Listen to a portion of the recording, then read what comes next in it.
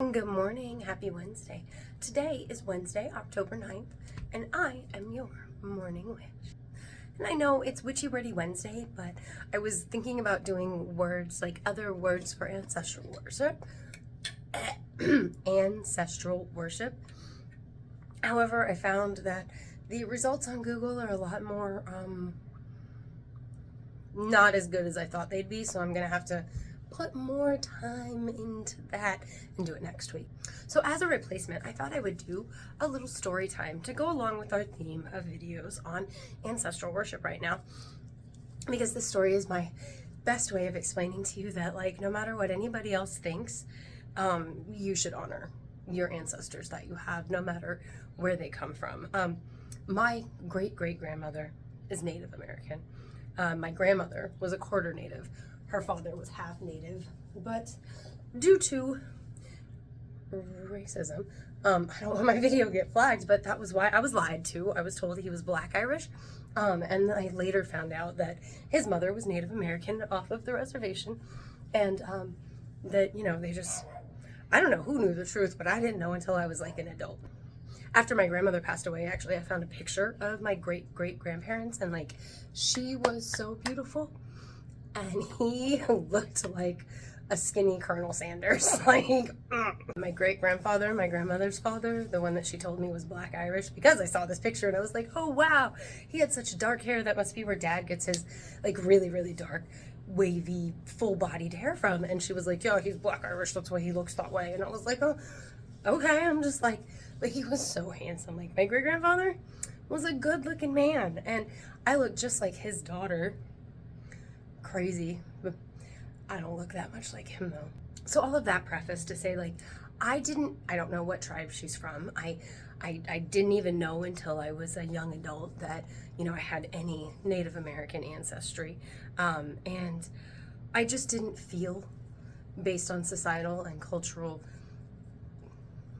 not norms, but just the attitudes, I didn't feel like I could look into my ancestral practices or honor that line of ancestry, because I thought that people would tell me, like, you're wrong for doing that, like, you don't belong in this space.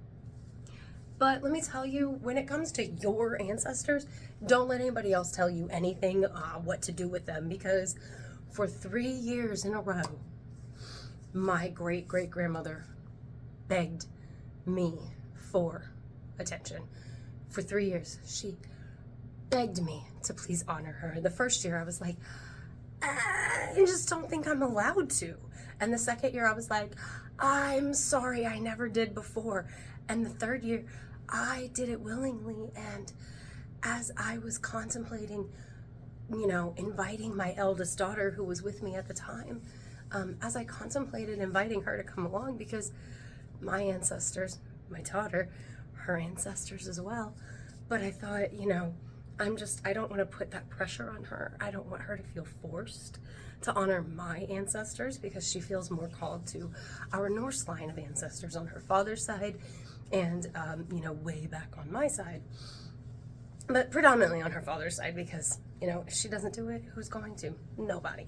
Because that's, you know, if you don't do it, nobody's going to. The point is, I didn't take her with me. I thought, you know, I'm just gonna do this. I'm not gonna pressure her. I'm gonna let her make her own path choices.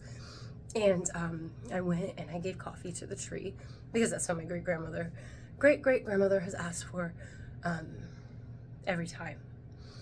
I drink a lot of coffee, so maybe she's just like, this is easy to ask for. I don't know, but that's what she's asked for every time, and that's what I've given her. And her and my ancestors beyond her, you know what I mean? But anyway, that's what she's asked for. I've given it to her. I went and I gave her the coffee at the tree. I came back. My daughter said, what were you just doing? And I said, well, you know, I was giving coffee to the tree for my ancestors, you know, because this was what she wanted. And my daughter's like, damn it, I knew it. I just knew that's what you were going to do. I almost asked you to join, but I thought, like, that might be too forward. And I was like, girl, I was thinking I should invite you, but I didn't want to feel like pressuring you. So anyway, the point of today's story, the point of Witchy Wednesday story time, Witchy Wordy Wednesday story time, so it's been lots of words in this story, The point is, your ancestors are calling to you. I promise you. They're calling to you. And don't let anybody make you feel like you can't give to them, because I had a dead woman practically crying and begging for my attention, because as much as I was hearing that she wanted me, I was also hearing everybody else telling me, that's not for you. But she's my great-great-grandmother, and she begged me for attention, and now she doesn't have to beg anymore.